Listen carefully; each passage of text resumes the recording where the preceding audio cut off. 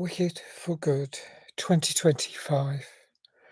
I enjoyed this film much more than Wicked 2023, even though they are part of the same series. This is part two of Wicked. I don't know exactly why, although I have some ideas which I'll go through. It's a family musical fantasy with a fair bit of dancing. It's got really colourful schemes, the landscape, the beautiful stripes in the fields, and there's the yellow brick road being built, and that whole parallel with Alice in Wonderland. And no, not Alice. Hmm. In Wizard of Oz. But all these films are from the early part of the last century, of the 20th century. When I see new films, they do attract me to see the old films, and understand them better than I probably did when I was younger. And I only have so much. A lot of films passed me by, I think. I knew them. Oh gosh, I was thinking back to the 70s when I first saw films. I think that I remember anyway at the Scala Cinema in Prestatyn, and like the Railway Children is something I'd like to revisit because I can't remember the stories. I remember some films better a bit later on, like E.T. 1982. But there's a lot of films from my childhood that I don't remember that well, and quite a lot that I just missed. I didn't see, and um, rediscover them later on and think, wow, they are impressive, even though they're 40, 50 years ago. It's a long time ago, but um, this I get absorbed by stories if they're told well, and I think this was told well. No good deed goes unpunished. That's one of the lines kind of at the start of a song, but it's like the creed it's explained. And I'm really pulled into the story. Um, there were a lot of screenings, when it was first released, this film, a week or 2 ago, and a friend and I were put off seeing it, in that first week. Was expecting it to be packed out. I guess it's not that long after half term. You think lots of kids will be seeing it, and, I'm not sure if my friend was more reluctant than me to see it. It's well over 2 hours in length. But I chose to see it on a Monday evening. It's really quiet. There was only a couple other people in the audience, and they seemed to talk at the start and then went quiet. That was nice because I really wanted to absorb this film. When there's any sort of distraction, I think that's perhaps what happened with Wicked 2023. Um, so, Wicked for Good. I think the for good is a play on words. Uh, it's like for good means a fate sealed forevermore. It's how it's going to be. But also, of course, it means for good, as in the positive side of life, the benevolent. And there's I think a lot of parallels with the current political landscape. I've pointed that out in several recent films, and it'll come up again and again because I keep seeing it. I go to see films often as escapism, and then I see things that remind me of the real world, and I think, "Oh, wow."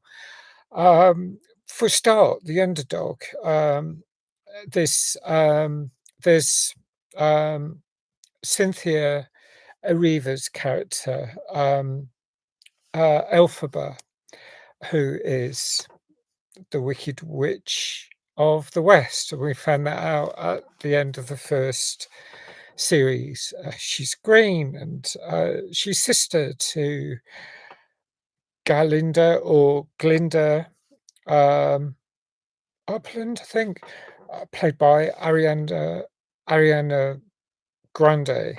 And she's the very pretty, ultra feminine character. And she means well. She just get pushed over. It feels like everyone gangs up against Elphaba. Um, and she's just misunderstood and cast out. And uh, yeah, in a way, it feels it feels a bit like the an allegory to being trans or to many other marginalized groups. Anyone who can be pushed aside and those in power to say, look at them, they're the ones who are causing all this trouble, all the evil. I mean, the same with immigrants, people who can be pushed aside and marginalized and punched down upon. That's what happens with Elphaba, or Elfie, as Galinda calls her um, sister. I think she's sister. I mean, they're really close, or they were really close, and then they get a bit estranged. But I won't go too much into the story. But the story really pulled me in. I just wanted to absorb all of it this time round. And so there's this underdog situation, the marginalized, there's all the misinformation, there's Elfie's going into hiding, and yet at times she appears and she tries to get messages out to the population. And then some of the people who are in power distort that. I mean, they want to keep up this moral panic, they want to make everyone hate her. Um, they don't want people to guess that they're the problem. So one of those characters is Madame Morrible. Um, she's former dean of sorcery at I think Shiz University. She's a secretary for the Wizard, so the Wizard of Oz. Um, the whole thing is set in the land of Oz. People are called Ozians, the population there, and she changes the messages that Elfie puts out in the clouds, and she makes it look like Oz dies. I mean, so she's just moved the letters about and stuff like that.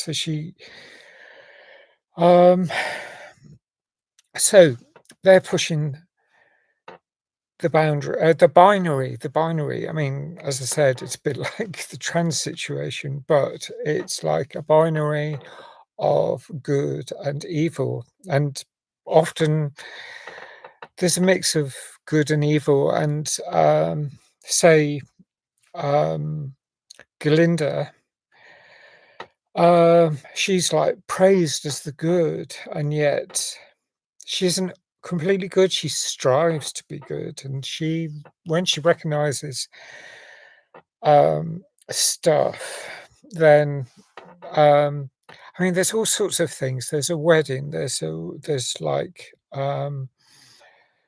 a wedding to what's the name of the this is Butch guy. And I can't remember what his name is, ah, um, F Fiyero, played by Jonathan Bailey. He's a prince, he's a Winky Prince. Just made a couple of notes, the, captain of Gale Force. So there's certain things, I mean, the language they use throughout this film is very playful, and it's like they change words about, and, I kinda love that. That helps make it entertaining and childlike, which, in a lovely way, and I can see how it appeals to families. Creativeness. I think there's, stories like this I really like. Um, there's there's a there's talking animals. There's a talking bear, Dulcie Bear. Oh, there's a lion, trembling lion, cowardly lion. I think, oh, I don't know if he's cowardly. Was he cowardly, or was he actually? It's played by Coleman Domingo's the voice, um, and considering lions, I guess, supposed to be fearsome and, actually, fearless, so there are several characters who are quite unhappy. There's one that's been turned into tin. There's all sorts of things like that, um, and the blame is always put on the Wicked Witch and, Elfie, but, so all the blame's on her. And, um, everything goes extra wrong during the wedding, and we expect that. You can hear this thudding sound, and things are just going to just get bad. Um, so I follow this film a lot more. I mean, the wizard. Oh gosh, who's the wizard? Oh, so yeah, Jeff Goldblum. Um, by the end of this film, I felt I really wanted to. I mean, it really gave a feeling of the Wizard of Oz, 1939, and I've seen that on streaming. And what I felt after seeing this was I'd really love to see The Wizard of Oz 1939 on the big screen if there's a chance. Um, and this is not so much a prequel as I'd say a sidequel, because there are elements of The Wizard of Oz that you see playing out, but it's given a different perspective. So it's a different slant on that story. Um, And, I only saw it a couple years 2, 3 years ago. I saw it, I think, before, Wicked, but quite a while before, and I wish I'd seen it just before because, I said that, when I was doing reviews. I don't think I did a review for Wicked, but I may need to revisit it just to see if, what I think of that all over again. Because maybe I did it a disservice, and it has, more, it's worth seeing again. Um, but I'm going to score this. I was thinking a lower, 8.25, and then as the film progressed and I realised how entertained, how much joy the film gave me, and that level of escapism I really enjoyed, I thought 8.75. It's worth it. That, it's a long film, but I thought, I loved the whole thing. I thought it's really well acted. Found it moving. I thought it was, you know, um, I mean, I guess it's a very, feminine film in lots of ways because there's a lot of girly characters, but that's great. And I think it appealed to anyone who's happy uh, to accept their feminine side. So, it will certainly appeal to girls, but it should appeal to everyone really, because uh, the binary messes things up. argue. Um, but, um, you know, I mean, there are some, masculine characters in it, as I said, there's the wizard, there's the, prince, Fiera Fiera, who, you know, he's a great character, I thought, you know, I mean, you kind of root for certain characters in a film like this. And I was really absorbed and I liked it. So I'm gonna give it 8.75. Oh, yeah, and I thought another film, this Nuremberg 2025, which will be one of my forthcoming reviews. There's a few parallels to that as well. I mean, there's some, I mean, all the hunting down, you know, the casting people out of society just feels so wrong, but it's told in a lovely way for children to understand. You know, I mean, there's Nessa who there's this tornado. Um, I mean, there's lots of special effects and there's an element of threat, but it's like not. That's shown from afar. It's not showing close up or anything, and you see a bit of, you know, the house has fallen and she's no longer there. That sort of thing. Nessa seems to be a sister. Oh, I don't know. I do get a bit confused by some elements of this film. I could even watch it again, I would say, just so I understand it better, and then maybe I could do a second review with, you know, without, you know, not worrying about giving away too much. So, love to know what you think. Um, Thanks for watching. If you like this review, please hit the like. Thanks if you subscribe. Please hit the notification button. And I hope to see you again soon. Bye for now.